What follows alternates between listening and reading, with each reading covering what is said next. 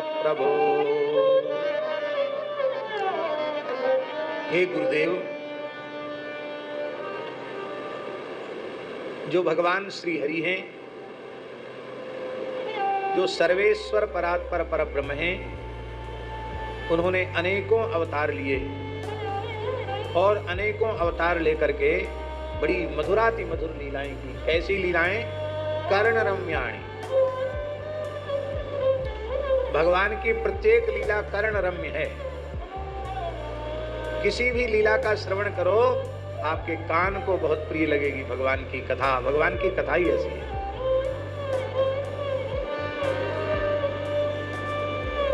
और कैसी? मनोज्ञ।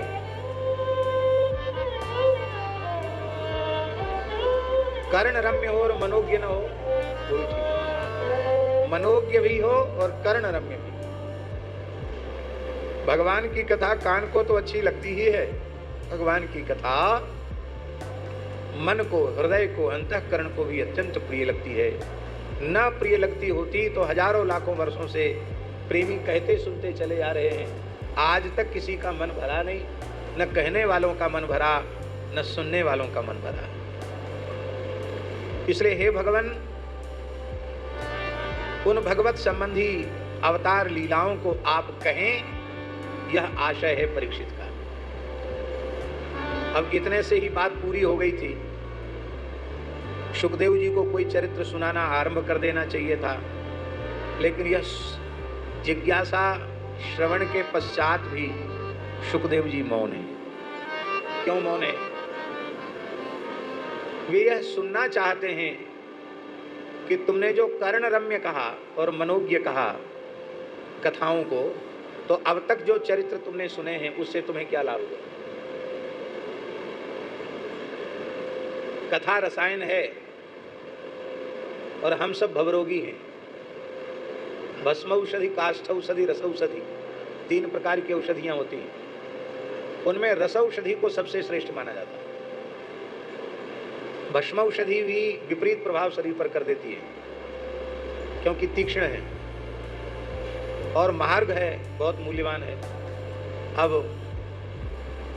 हीरा की भस्म, मोती की भस्म, सोने की भस्म, जिस बेचारे गरीब को भरपेट रोटी खाने को नहीं मिलती, वो इतनी मूल्यवान भस्म कहां से चाटेगा? पर रसायन सबसे श्रेष्ठ है। भगवान की कथाएं भवरोग का रसायन है। तो वैद्य किसी अत्यंत असाध्य रोगी को रसायन देता है और रसायन देने के बाद फिर उससे पूछता है कि आपको कितना बीमारी में लाभ हुआ। तो एक प्रकार से श्री सुखदेव जी भवरोग के वैद्य हैं और वे सत्शिष्य परीक्षित को कथा रसायन दे रहे हैं। तो वे जानना चाहते हैं कि कथा रसायन के सेवन से तुम्हें कितना लाभ हुआ। ये जो दूसरा श्लोक है, ये इतना अद्भुत है। 7वें अध्याय का 2वां श्लोक। क्या कहना महाराज? पहले एक श्लोक की चर्चा हम कर चुके हैं, उसकी पुनः चर्चा नहीं करेंगे। जिस श्लोक में यह कहा गया कि सृष्टि में 3 ही प्रकार के जीव होते हैं: विषयी बद्ध जीव, मुमुक्षु साधक जीव और मुक्तात्मा सिद्ध जीव। और तीनों का विषय भगवान की कथा बन जाती है। विषयी जीवों के कान को, मन को कथा अच्छी लगती है। मुमुक्षुओं के लिए तो भवरोग की वह एकमात्र औषधि है, इसलिए वो उसका सेवन करना बंद नहीं करते हैं। और मुक्तात्माओं का तो वह प्राण बन जाती है, जीवन बन जाती है। विषयी सुने तो मुमुक्षु हो जाए, मुमुक्षु आश्रय ले तो मुक्त हो जाए, और मुक्तात्मा आश्रय ले तो भगवत लीला में प्रविष्ट हो जाए। जो जहां है वहीं से कथा सुनना आरंभ करे और वह भगवान की ओर उसका बढ़ना निश्चित है, उसको भगवत प्राप्ति तय है, इसमें संदेह नहीं। ये कथा की महिमा के संबंध में 10वें स्कंद के ये 2 श्लोक अपने आप में अद्भुत हैं। निवृत्त तरसई रूपगीयमानात् भवौषधात् श्रोत्र मनोभिरामा का उत्तम श्लोक गुणानुवादात् पुमान् विरज्येत विना पशुपनात्। ऐसी कथाओं में जिसका मन न लगे वो आत्मघाती है, आत्महत्यारा है। अब इस श्लोक में कहने जा रहे हैं श्रवण भक्ति के आचार्य राजर्षि परीक्षित जी महाराज की कथा सुनने से 4 लाभ होते हैं। कितने लाभ होते हैं? और ये लाभ जिसको पता चल जाएगा कि कथा सुनने के इतने लाभ हैं, उसका कथा प्राण बन जाएगी। जैसे प्राण के बिना जीवन संभव नहीं, वह भाग्यशाली जीव कथा के बिना जी नहीं सकेगा। जीवन की सबसे बड़ी उपलब्धि क्या है? वितृष्ण हो जाना। वितृष्ण हो जाना ये मनुष्य जन्म की सर्वोच्च उपलब्धि है स्वामी जी। लौकिक पारलौकिक भोगों की तृष्णा सर्वथा समाप्त हो जाना ये मानव जन्म की सर्वोच्च उपलब्धि है। और पूर्ण वितृष्णा इसी को मुक्तावस्था कहते हैं। सन्यास में ऐसा थोड़ी है कि केवल शिखा सूत्र का त्याग कर दिया, मूड मुड़ा लिया और एक विशेष कर्मकांड की प्रक्रिया से गुजर गए तो सन्यास हो गया। सन्यास का अर्थ है पूर्ण वितृष्ण होना। इसलिए भगवान आदिशंकराचार्य ने और अन्य वैष्णवाचार्यों ने एक मत से सन्यास की यह परिभाषा स्वीकार की है, एषणात्रय त्यागो सन्यासः। त्रिविध एषणाओं के त्याग को ही सभी आचार्यों ने सन्यास माना। इसलिए स्वामी जी प्रईस मंत्रोच्चारण के समय जो मंत्र का उच्चारण कराया जाता है गुरु के द्वारा, तो वहां वो क्या कहता है? मंत्रोच्चार की मर्यादा नहीं है इसलिए हम उसका उच्चारण नहीं कर सकते, पर उसका भाव बता रहे हैं। उसका भाव यह है कि हे सर्वांतर्यामी परमात्मन, हे पृथ्वी आकाश जल सूर्य चंद्र आदि सबको साक्षी करके मैं प्रतिज्ञा कर रहा हूं, निश्चय कर रहा हूं, इस भूलोक के समस्त भोगों के आकर्षण का मैंने सर्वथा त्याग कर दिया। सिद्धों के लोकों में प्राप्त होने वाले भोगों के आकर्षण का त्याग कर दिया। अब कोई मंत्र तंत्र रिद्धि सिद्धि नहीं चाहिए। एक पुजारी जी बहुत अच्छे महात्मा मिले, बहुत अच्छे महात्मा हैं, अभी भी हैं बहुत अच्छे महात्मा। तो हमसे बोले कि अमुक से हमको मिला दो। हमने कहा क्यों? हमने कहा क्यों? तो उन्होंने कहा कि महाराज जी बहुत बड़ा स्थान है, बहुत जमीन है, पुराना स्थान है, लेकिन कोई जनता वंता आ नहीं रही है, तो अमुक महात्मा से आप मिला दो और कुछ हमको भी कुछ युक्ति मुक्ति मिल जाए तो हम भी दरबार लगाना शुरू करें, कुछ भीड़ इकट्ठी हो, भूत प्रेत भगावे। अरे भाई कुछ ना कुछ तो करना पड़ेगा।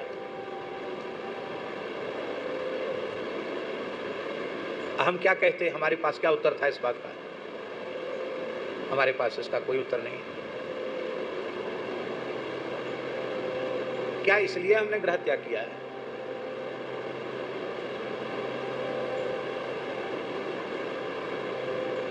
हमारी कोई कामना इच्छा थी, उसका परिणाम यह वर्तमान जन्म है, तो हम फिर कुछ कामनाएं इच्छाएं पाल लेंगे, पलोस लेंगे, अपने भीतर बिठा लेंगे, तो उसका परिणाम होगा दुखमय संसार में फिर से पैदा होना पड़ेगा।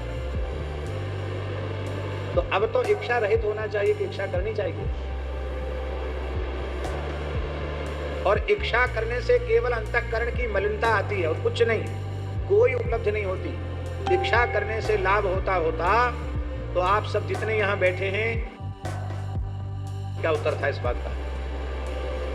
हमारे पास इसका कोई उत्तर नहीं। क्या इसलिए हमने ग्रह त्याग किया है?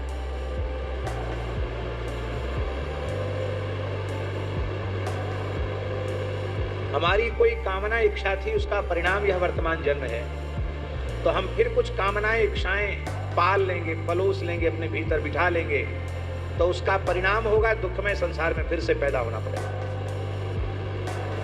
तो अब तो इच्छा रहित होना चाहिए कि इच्छा करनी चाहिए, और इच्छा करने से केवल अंतःकरण की मलिनता आती है और कुछ नहीं, कोई उपलब्धि नहीं होती। इच्छा करने से लाभ होता तो आप सब जितने यहाँ बैठे हैं सबके सब राष्ट्रपति प्रधानमंत्री बन गए होते। फिर छोटा मोटा बनने की इच्छा कोई क्यों करेगा? सीधे राष्ट्रपति प्रधानमंत्री बनेंगे। कोई इच्छा करने से कुछ होता है क्या? संसार का कोई भी पद, कोई भी प्रतिष्ठा, कोई भी वस्तु इच्छा करने मात्र से नहीं मिलती।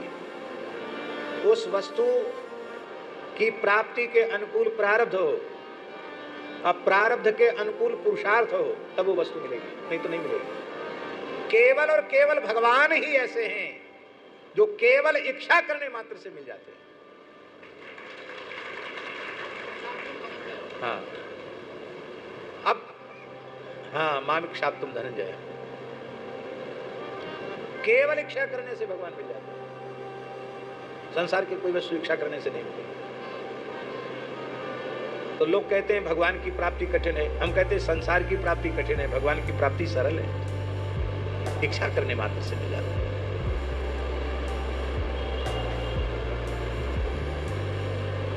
इस रहस्य को समझ करके इच्छा रहित हो जाना चाहिए, और सहज भगवत कृपा से, संत सद्गुरु की कृपा से जीव सहज इच्छा रहित हो जाता है।